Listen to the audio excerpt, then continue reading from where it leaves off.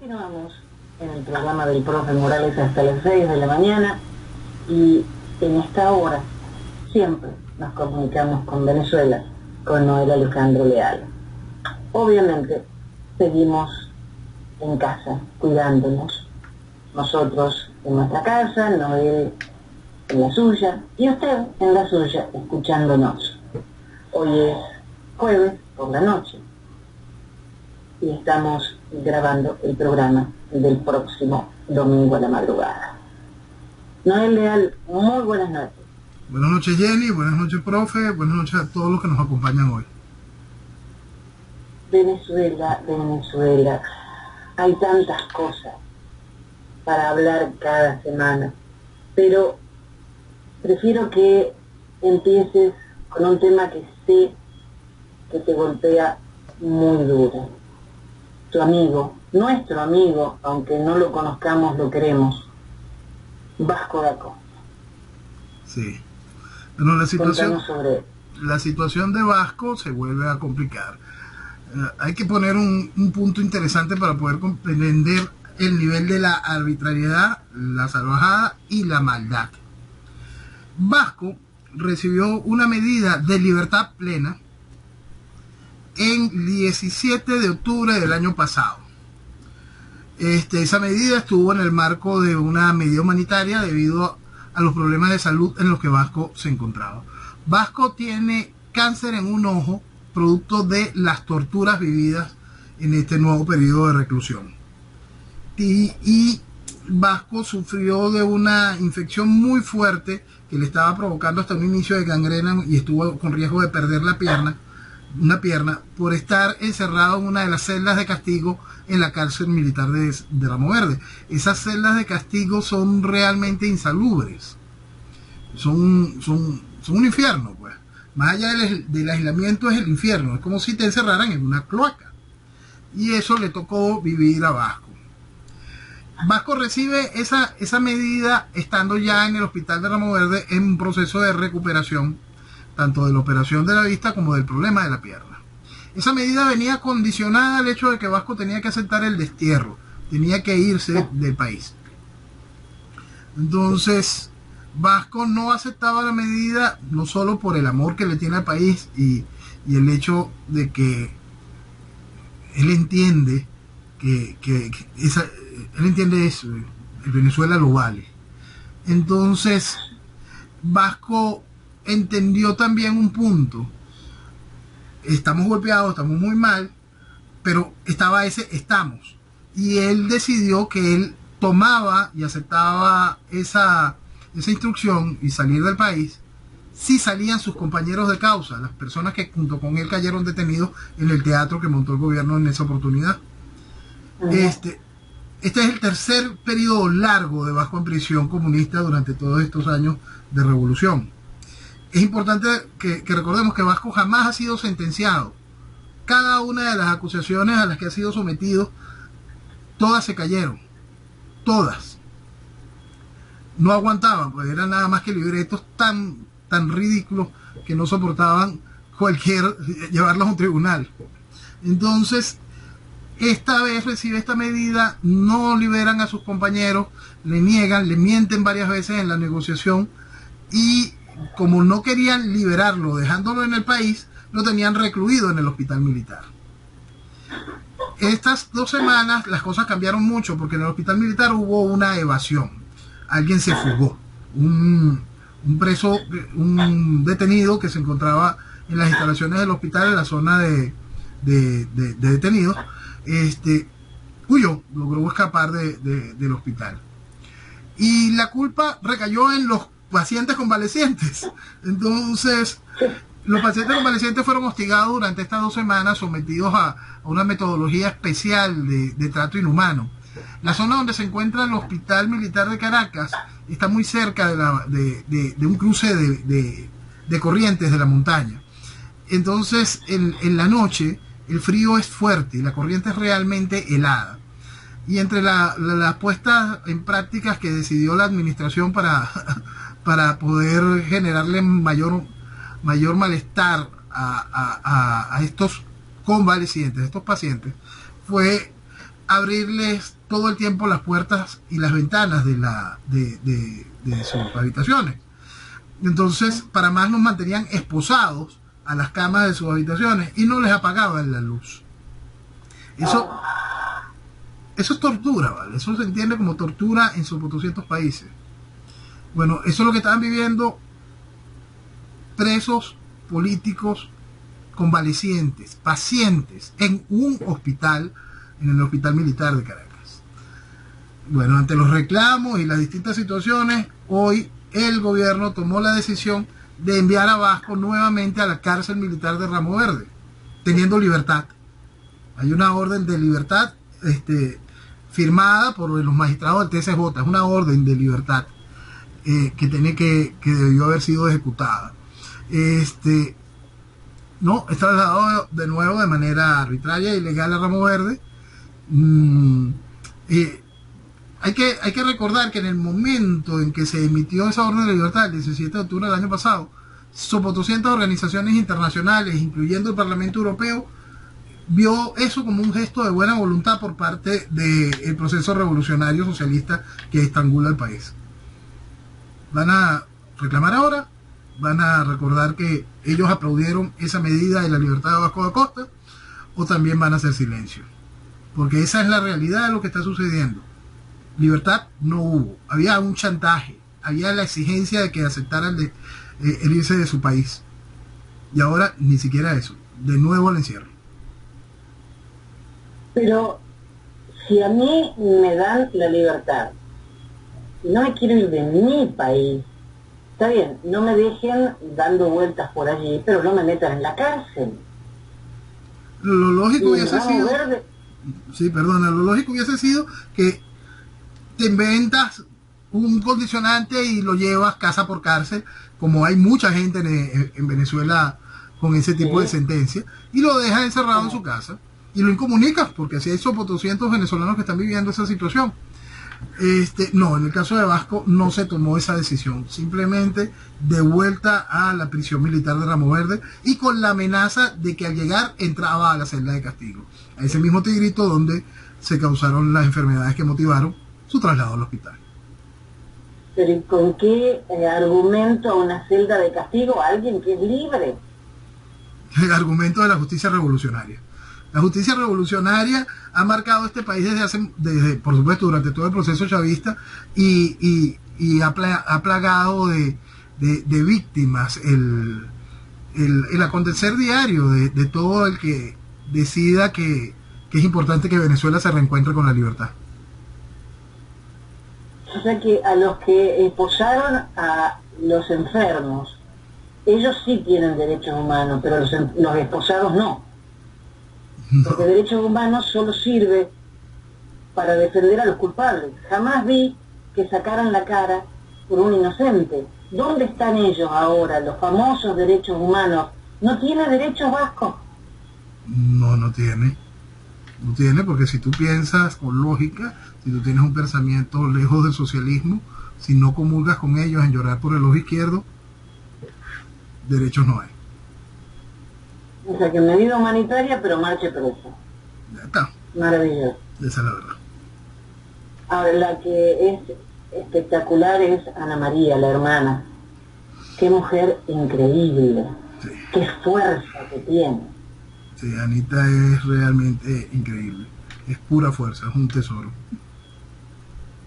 Bueno, yo creo que Vasco debe tener en ella un gran soporte para seguir luchando. Sí, y lo tiene, y es eso.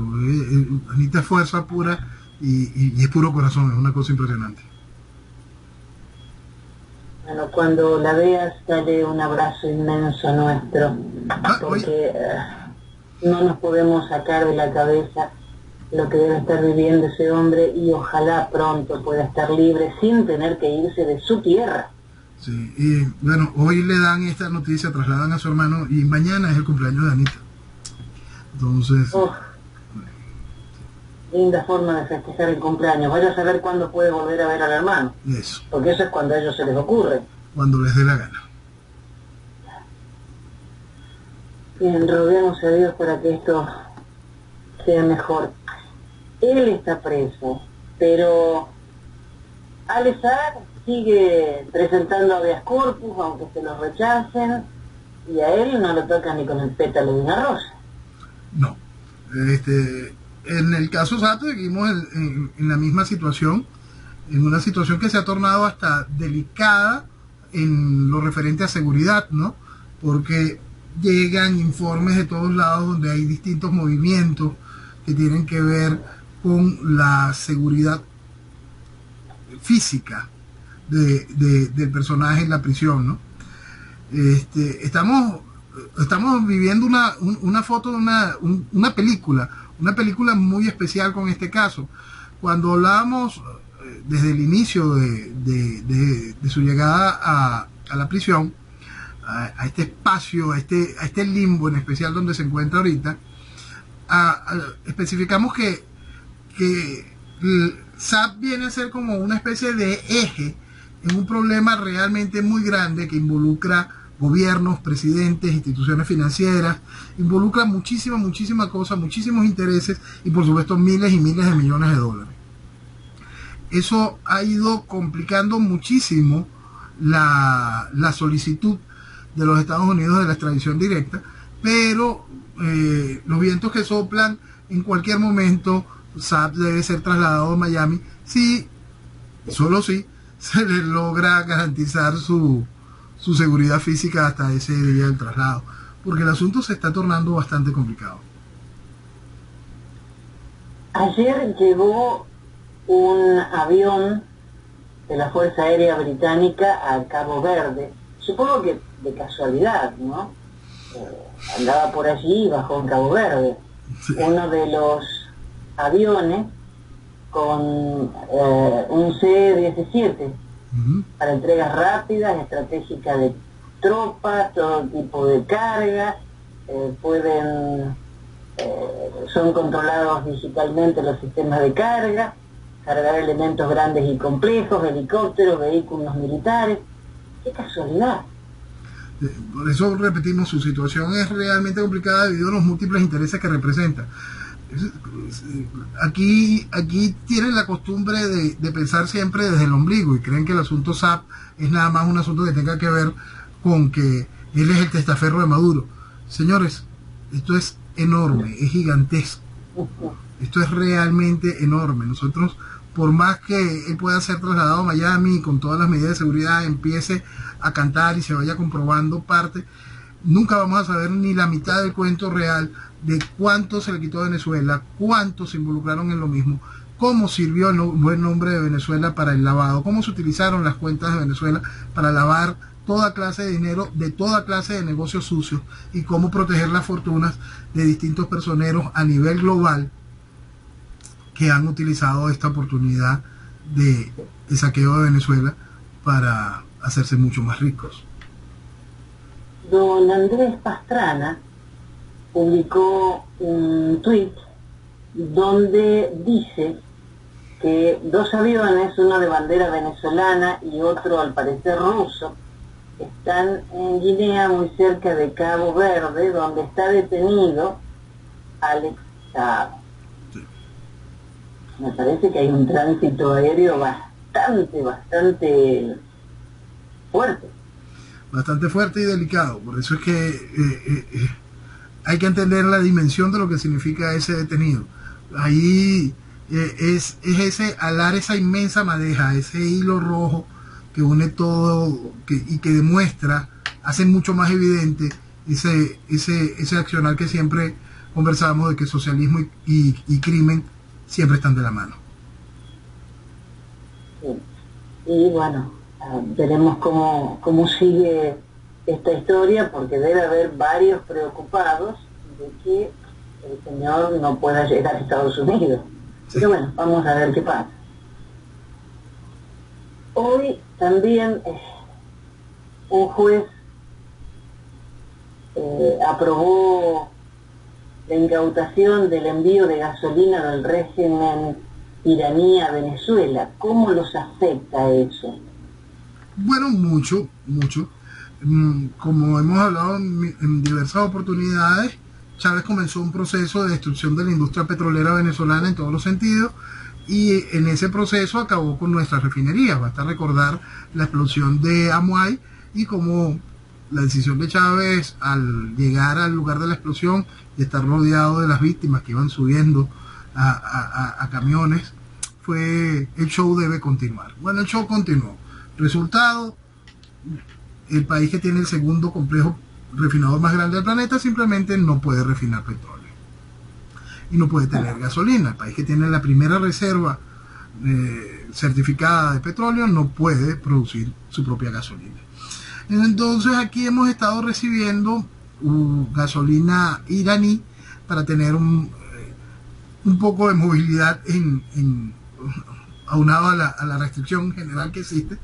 Y para más se llevó el precio de la gasolina a niveles internacionales. Toda clase de cochinadas se han hecho. Todo lo que dijimos que iba a pasar está sucediendo.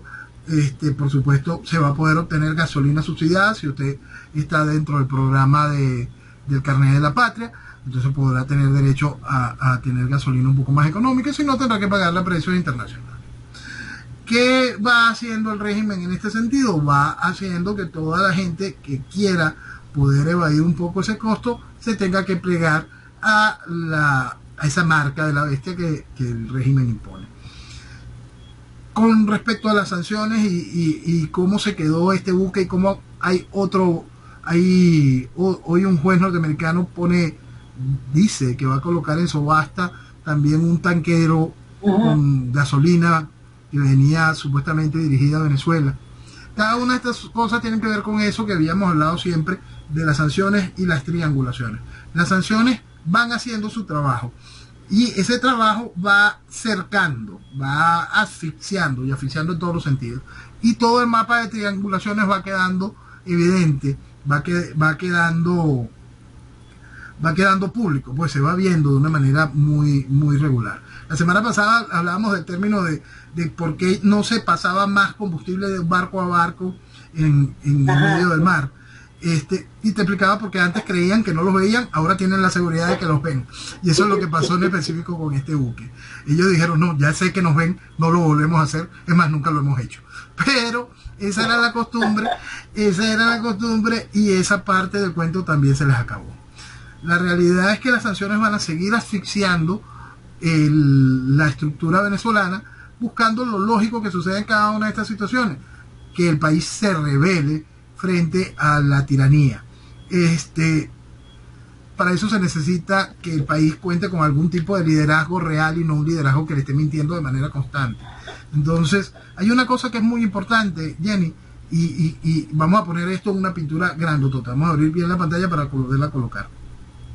La revolución le dio muchísima confianza a la estructura revolucionaria de Venezuela, encabezada por Chávez, encabezada por Maduro, por esta gente.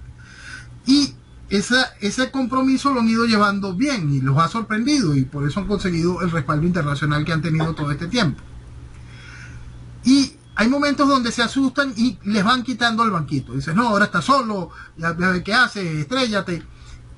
O también lo que debería de ser una posición institucional por distintos países del mundo, creen que al quedar solos o al no ser realmente eficientes van a poder ir contra la estructura del gobierno. Lo cierto es que los dos focos se han equivocado en un punto principal. El punto principal es no haber comprendido hasta dónde se puede arrastrar la figura de lo que se llama oposición en Venezuela. Esa es una cuenta que no terminaron de sacar ninguno, y por eso es que el régimen ha podido avanzar y mantenerse todos estos 20 años con total tranquilidad. La gracia es esa. La gracia no es que el régimen sea realmente tan efectivo como si fuese una tiranía ya formalmente establecida.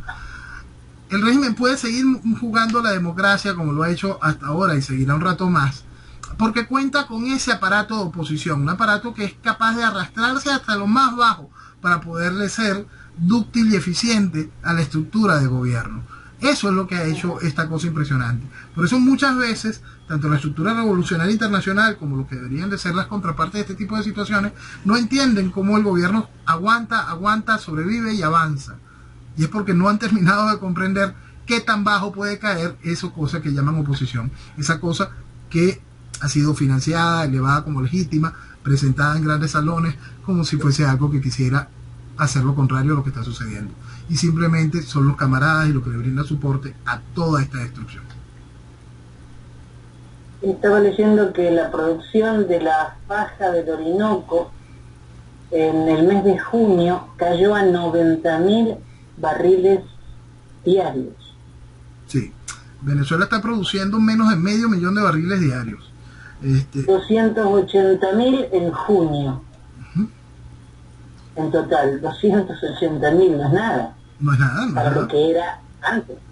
No es nada. Si la OPEP fuese medianamente seria, nos tendrían que expulsar de la OPEP porque ya no entra ni siquiera como uno de los países de segunda línea en las decisiones de la misma, ¿no?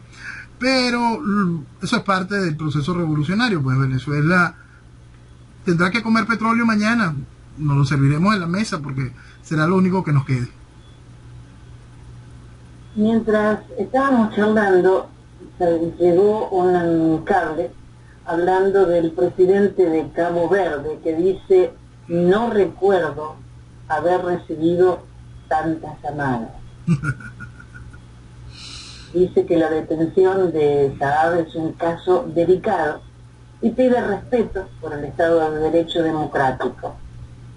Así que me parece genial que no diga nada, pero sí, dice, tanto es así que no recuerdo haber recibido tantas llamadas de jefes de Estado extranjeros, sin especificar, pero bueno, creo que no hace falta especificar mucho, ¿no?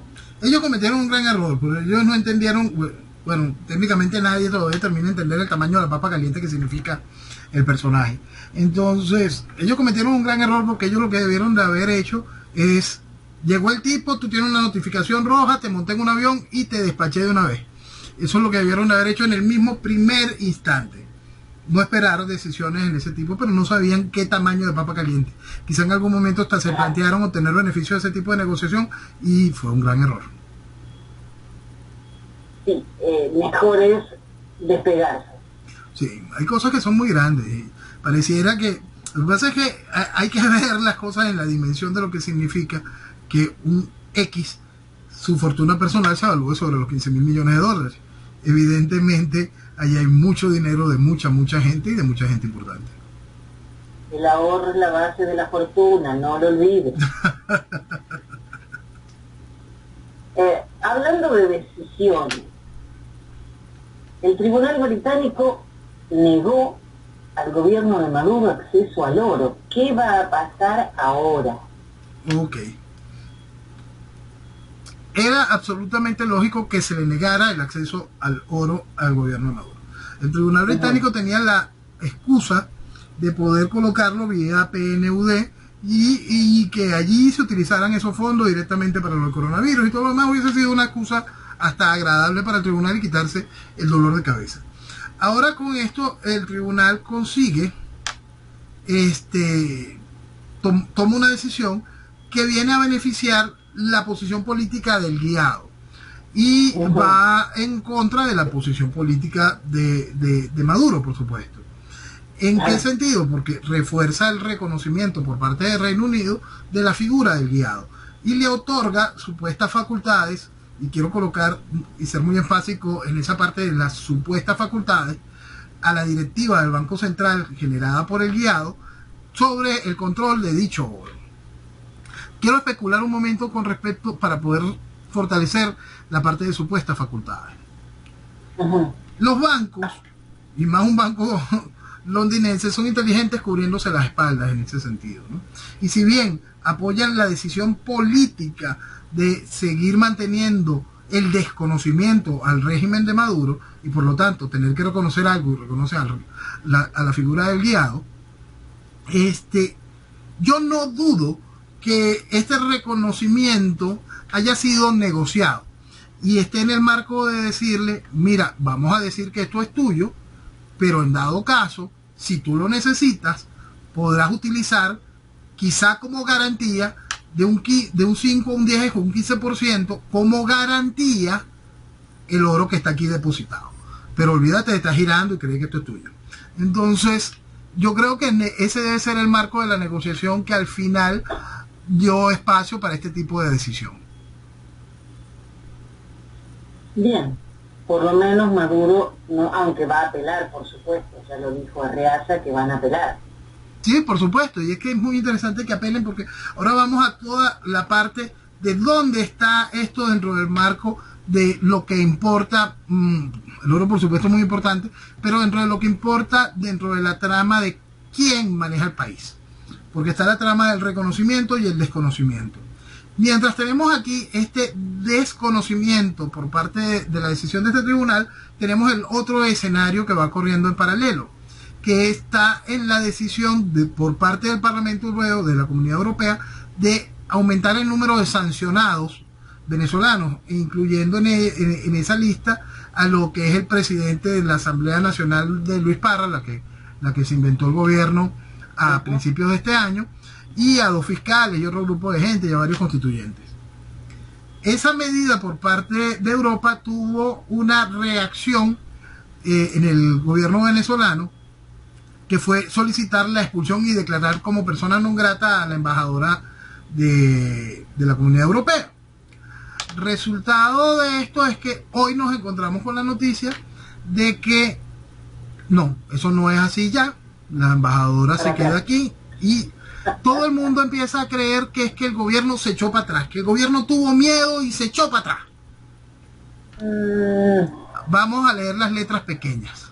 Las letras pequeñas dicen hoy que un comunicado en conjunto entre la Cancillería venezolana y quien viene a representarse como canciller de Europa por la situación existente, el exministro español Josep Borrell, hacen un comunicado en conjunto donde dejan claro que la embajadora permanecerá en su misión aquí en Caracas. Señores, eso se llama reconocimiento. Llénanlo o no. Entonces, hay una extraordinaria jugada política en ese hecho puntual. ¿Quién cantó adelante? ¿Cómo se hizo? ¿Se hizo a través de un libreto estudiado? ¿Se aprovechó la oportunidad? No creo, porque esas son cosas muy delicadas. Pero allí lo que estamos viendo es un acto de reconocimiento mutuo al poder decir tanto el gobierno chavista como Borrell como representante de Europa que dicho comunicado se realizó en conjunto. Y seguimos legitimando. Seguimos legitimando y lo hacen muy muy bien. Bien, el CNE convoca elecciones el 6 de diciembre y la oposición dice que no participará. No, vamos a ver lo que es la división en la oposición, que no sería la primera vez, la vimos en mayo, la hemos visto en distintas, en mayo, en el 2018, cuando aquella elección donde el fraude último que hizo Nicolás Maduro para su reelección. ¿Qué vamos a ver? Vamos a ver algo que ya vimos también en las elecciones de alcaldes y de gobernadores. Los partidos principales no participaron con sus tarjetas, pero sí participaron sus miembros a través de otras tarjetas de otros partidos. Entonces, para hacer más apetitosa la fiesta, el CNE, que se sacaron de un sombrero de mago el TSJ Senada, que nombró una directiva del CNE, decidieron aumentar en 110 parlamentarios el número de diputados, es decir, 110 nuevos curules entran en juego para esta nueva elección. Es decir, dieron más carnada a los bagres para que exista más apetito y más interés en participar en el proceso electoral. Los partidos como tales dirán no participamos, vienen unos juegos de divisiones que serán bastante grandes, ¿no? Porque ya tenemos el caso del que vendría a ser el ex vicepresidente de la Asamblea Nacional, quien fungía el año pasado casi que como mano derecha del guiado, diciendo que hay que cambiar la situación, que es hora de sentarse a negociar, y por supuesto él participará en ese proceso electoral y junto con él toda la estructura partidista tradicional. Con otra tarjeta, ya veremos, pero el mensaje es claro en ese sentido. Vamos a jugar una supuesta división de la oposición. Mientras eso corre por el lado electoral, también corre el otro lado son las tesis locas y jaladas, todas dentro del marco de la Constitución, todas dentro del marco del librito ridículo, donde la estructura del guiado dice que ellos van a continuar más allá de cualquier fin que marca la misma Constitución, porque exista o no proceso electoral, lo cierto es que esta Asamblea Nacional, donde el guiado es presidente, tiene vigencias hasta el 5 de enero del año que viene. Esa es la realidad, de acuerdo al mismo librito ridículo en el cual se apoyan para hacer el resto de las estupideces que hacen. Sí, por supuesto. Hay una noticia que no le entiendo, necesito que me la explique. Diosdado Cabello aseguró que hubo una reunión con opositores en la Embajada de España y dice que estaba también Argentina con el encargado de negocios. ¿Cómo va a atacar a Argentina si Argentina los defiende? No entiendo, porque Argentina obviamente rechazó las acusaciones de que estaban conspirando contra el régimen de Maduro. Pero Argentina no conspira contra Maduro, al contrario.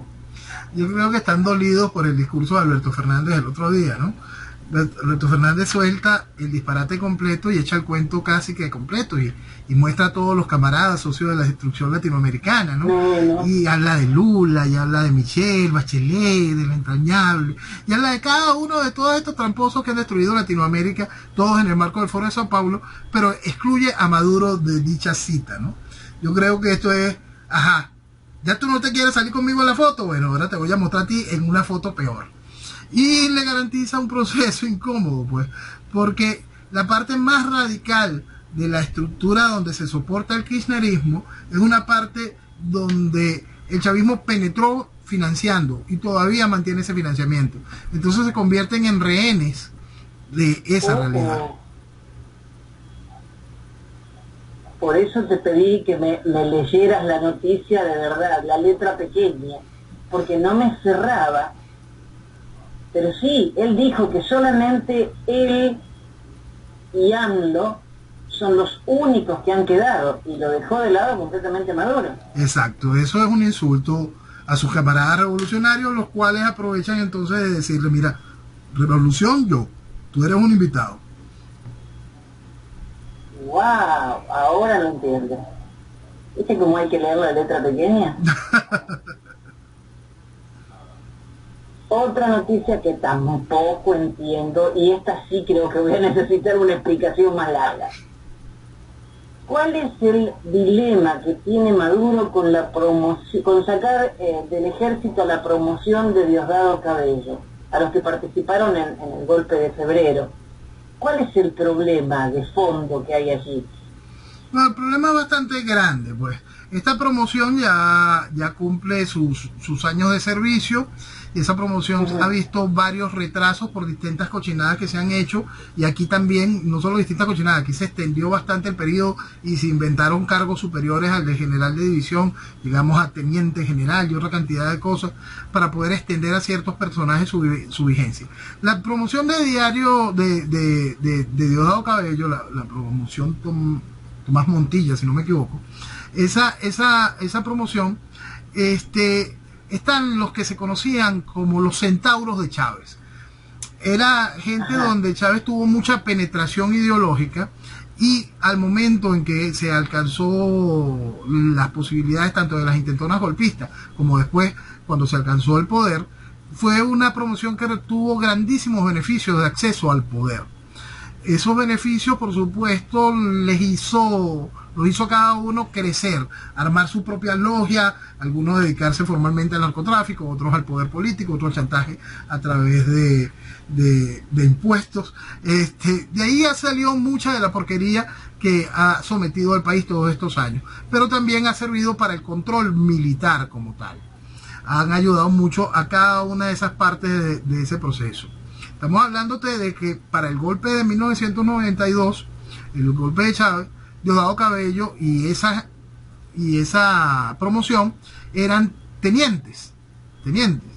Ya en este año por fin se les deberían de haber cumplido todo el periodo y ya serían generales de brigada en tiempo de retiro. Es decir, ya todo llevan una vida corrompiendo la estructura de la Fuerza Armada.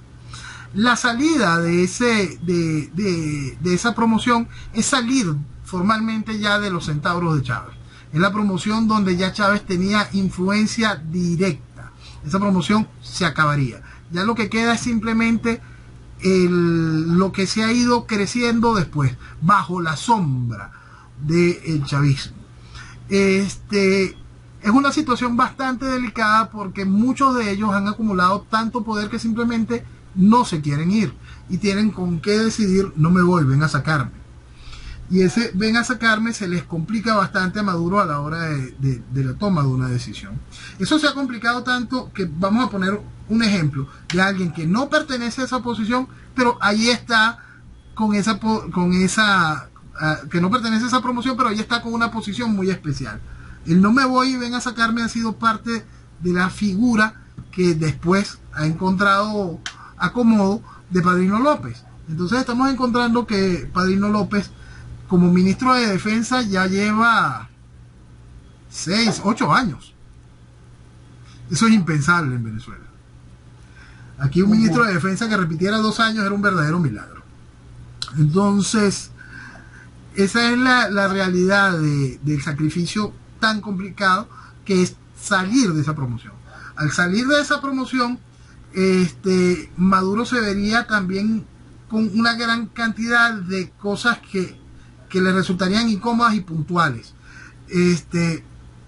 Hay oficiales que tiene tanto en su Guardia de Honor o en la jefatura de inteligencia militar que tendrían que salir de esos cargos y pasar a cargos superiores aún. ¿Cómo lo maneja? Eso le genera también una gran complicación a la hora de decidir eso. Eso se complica más porque estamos en julio. Julio es el mes de los ascensos militares por tradición. Claro. Se puede hacer una trampa. Julio, ¿no? ¿Ah, perdona? El 5 de julio es cuando se hacen los ascensos. Sí, por tradición es así.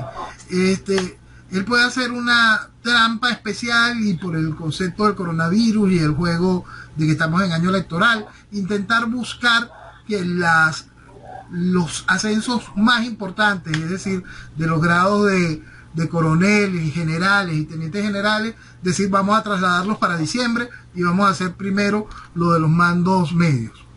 Algún tipo de trampa se puede ejecutar para poder mantener un poco la calma hasta posterior a las elecciones de la Asamblea Nacional.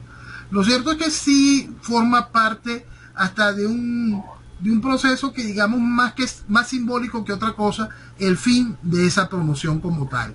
El 4 de febrero del año que viene tendría otro significado y eso lleva una cantidad de elementos internos dentro del chavismo que generan cierto ruido y distorsión.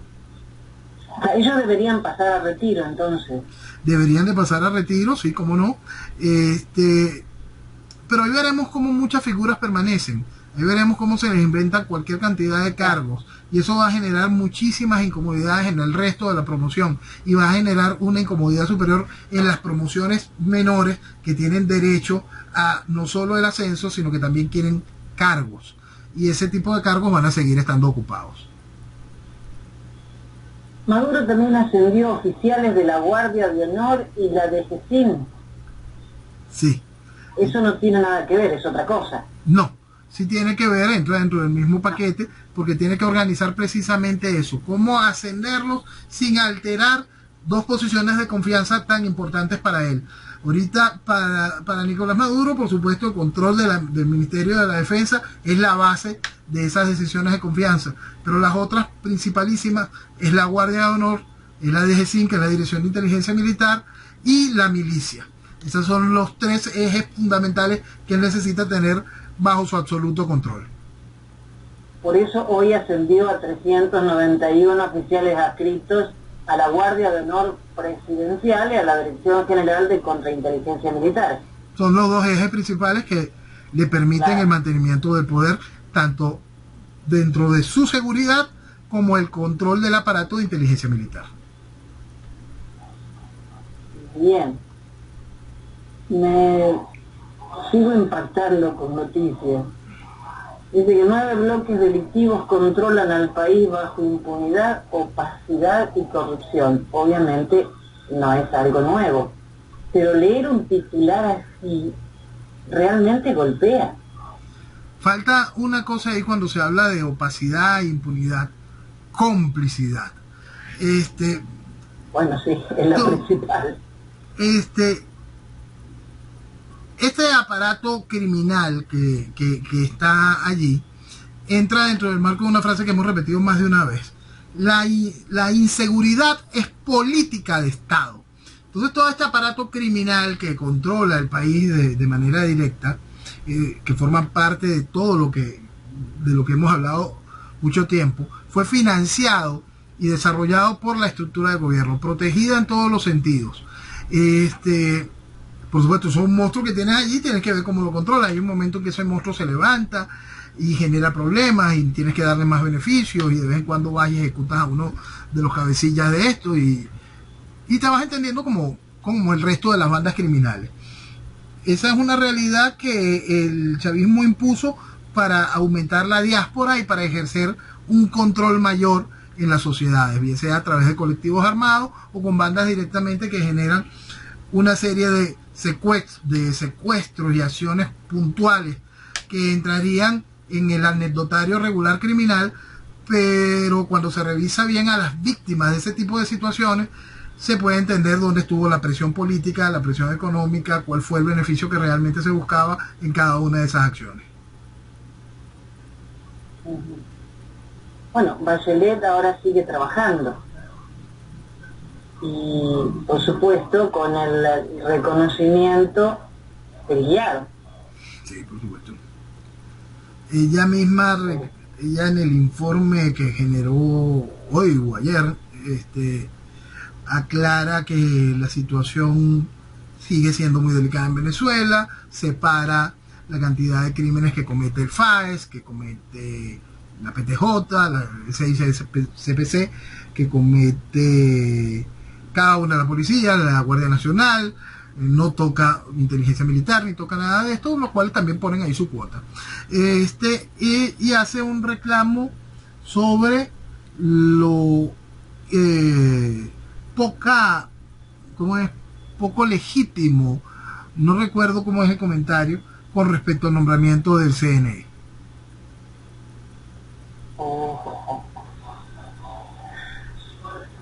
Guaidó hizo un tuit muy interesante.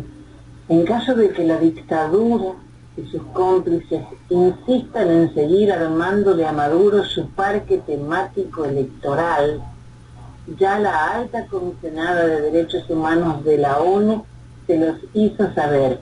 Ni piensen en elecciones en condiciones como esta, porque seguirán sin ser reconocidos.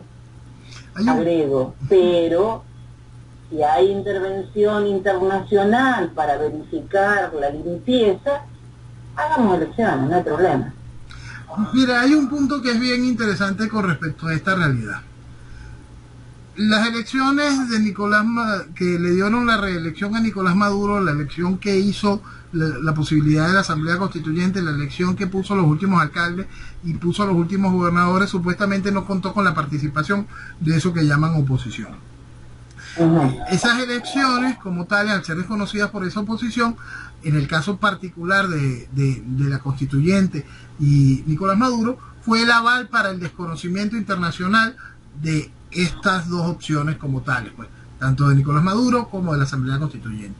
Lo cierto es que la Asamblea va para el tercer año de servicio y Maduro va para los 2 años de su supuesta reelección. Lo cierto es que están allí. Lo cierto es que gobiernan, imponen leyes, cambian fiscales. Lo cierto es que se entienden con distintos países a través del derecho de expulsión o no. Lo cierto es que ahí están y gobiernan. Entonces, elecciones no reconocidas por el mundo, muchos países viven en ellas. Nosotros tenemos que terminar de comprender de que el proceso socialista revolucionario que vive Venezuela ha tomado hechos muy repetidos en el mundo, ¿no? Y entonces simplemente los ejecuta y va llevando ese camino. No me reconoces, no importa, yo digo que yo hago democracia. Para eso existió la República Democrática Alemana. Y creo que hasta Corea tiene la palabra democrática, Corea del Norte tiene la palabra democrática encajada en alguna parte de sus múltiples nombres. Entonces, esa es una realidad que no es nueva en el mundo. Lo que pasa es que quizá para Latinoamérica sí es un tanto, porque aquí siempre se ha querido obviar la realidad cubana.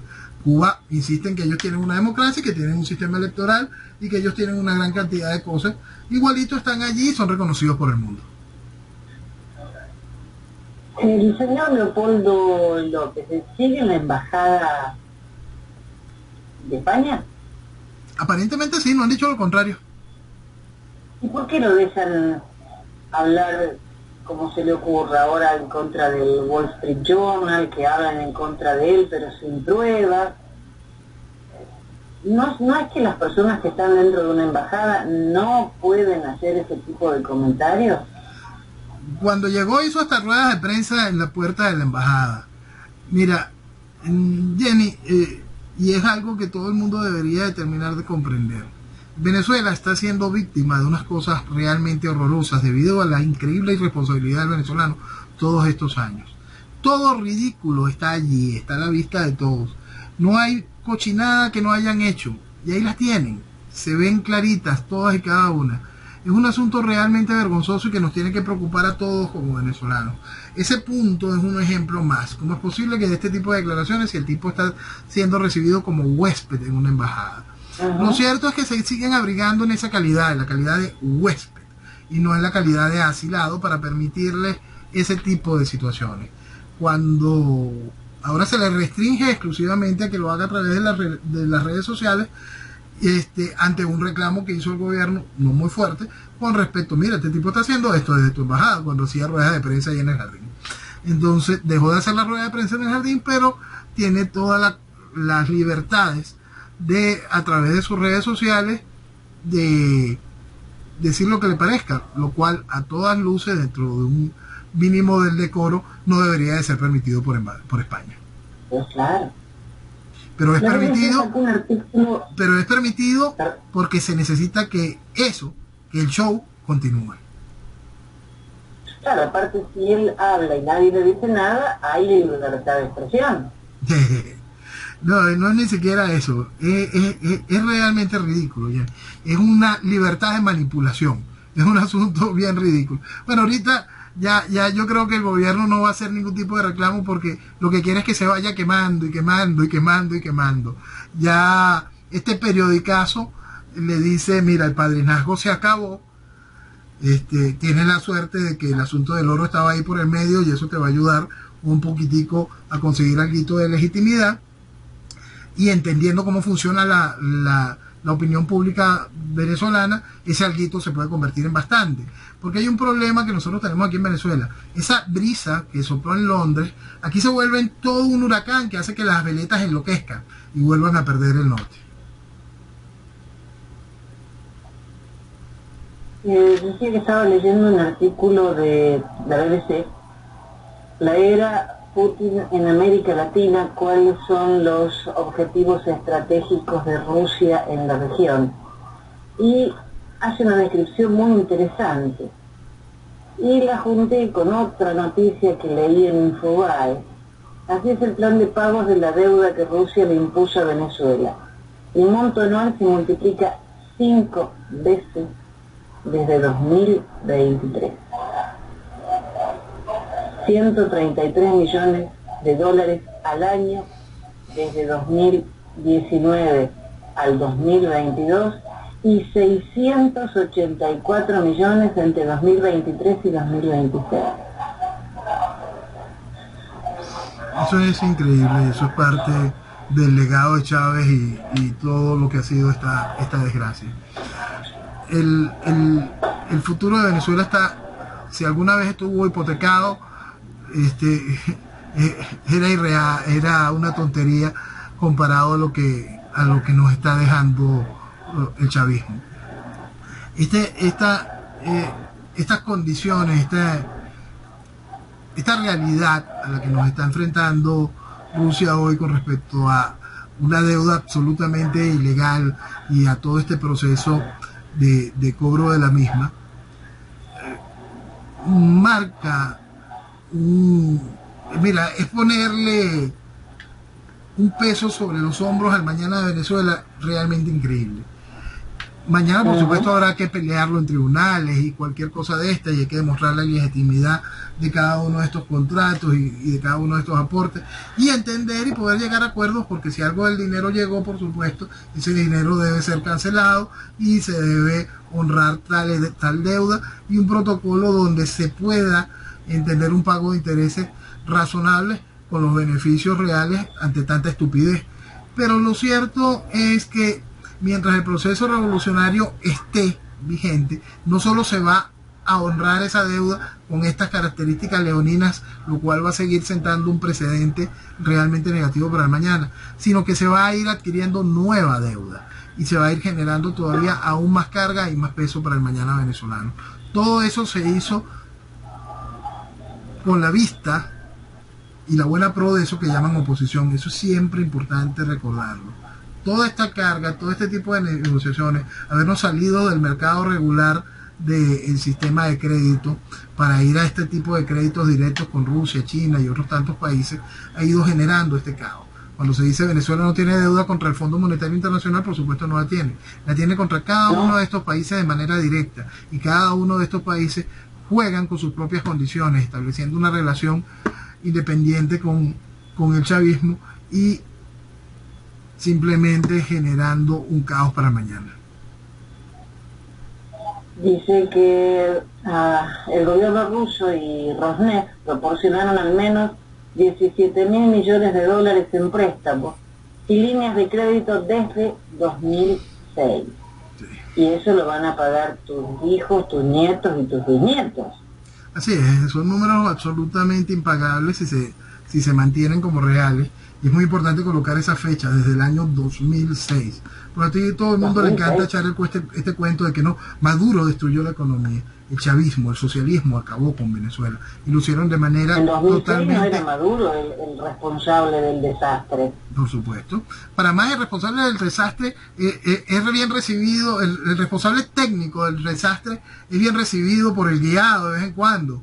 Giordani, que era el ministro de Planificación y que avaló cada uno de estos créditos, hizo cada uno de los soportes de estas cochinadas, es recibido por el guiado como parte del chavismo disidente, el chavismo crítico, porque hay que sumar. Mira, aquí lo que hay es que salir de toda esa basura, completico, y enjuiciar a todos los que son responsables de esta desgracia, porque solo el enjuiciamiento de esta gente, no estos juegos de grandes acuerdos nacionales y estos soportes de impunidad, y hay que sumar, solo el enjuiciamiento de los responsables de esto será el valor a presentar ante un tribunal internacional de que nosotros fuimos víctimas de una estafa gracias al enemigo interno venezolano, que violó las leyes y que hizo posible semejante desastre. Vos tenés frases que han calado muy hondo. Quiero salir del chavismo, pero la oposición no me deja, la revolución es una sola, la izquierda carnívora, la izquierda vegetariana. Pero hay una que a mí me dio, es como un puñetazo en el estómago, literalmente, porque tu respuesta me dejó sin aire. Yo un día te dije, Noel, en Venezuela no hay luz, no hay agua, no hay petróleo, no hay comida, y tu respuesta fue, lo primero es que en Venezuela no hay libertad. Y de verdad me dolió, porque escuchar eso te quita el aliento. En Venezuela no hay libertad. Y yo pensaba torpemente que no hay comida, que no hay medicamentos, que no hay agua, que no hay petróleo, no hay libertad, punto. No hay libertad. La libertad te da a ti la posibilidad de, siendo responsable, construir y obtener cada una de esas cosas, y más en una tierra tan maravillosa como esta. La libertad en tantos sentidos es fundamental y necesaria, porque es la libertad tanto para el ejercicio de tu profesión, para el ejercicio del desarrollo económico, como para la libertad intelectual de poder pensar y tener nuevos conceptos que traen eso, desarrollo y oportunidades. Por eso es que cuando yo pongo siempre un ejemplo para poder entender hasta dónde tiene que llegar esos niveles de libertad, ¿no? Y entonces explico por qué un Bill Gates y un Steve Jobs desarrollan estas maravillas en los Estados Unidos, porque vemos este desarrollo impresionante en los tigres asiáticos después de que fueron invadidos con esa luz de la libertad. ¿Por qué? Porque esa libertad también va de la mano de esa oportunidad de consumo, con esa oportunidad de lo que es generar la vida moderna y el desarrollo y el placer de vivirla. Y cada una de esas cosas parten desde ese principio, libertad. Por eso es que siempre es fundamental entender que si usted quiere tener agua, si usted quiere comer, si usted quiere tener seguridad, si usted quiere vivir, para eso se necesita libertad. Y en Venezuela la libertad la perdimos. Y la perdimos mucho en una discusión de que no hay luz, no hay agua, no hay electricidad. Para recuperar todo y cada una de esas cosas se necesita primero buscar la libertad. Ahora, la libertad del mañana primero pasa por el establecimiento de nuestras responsabilidades a través de orden y justicia. La libertad de Venezuela se hace cada día más lejos a pesar de que las cosas cambien, porque lo cierto es que se ha sido muy irresponsable y Venezuela está en un grave peligro. Noel, te agradezco que estés siempre con nosotros. Hace años que venimos dialogando y siempre, todas las semanas, hay cosas nuevas y nuevas y nuevas. Y quiero seguir dialogando hasta que empecemos a hablar de lo bueno y lo recontra bueno que tiene que venir para Venezuela. Mientras estemos en el aire y hasta que Venezuela no esté maravillosamente bien, me vas a tener que aguantar todos los domingos. Un verdadero placer y un compromiso. Muchas gracias, gracias a todos y que viva Venezuela. Viva Venezuela. Gracias. Noches.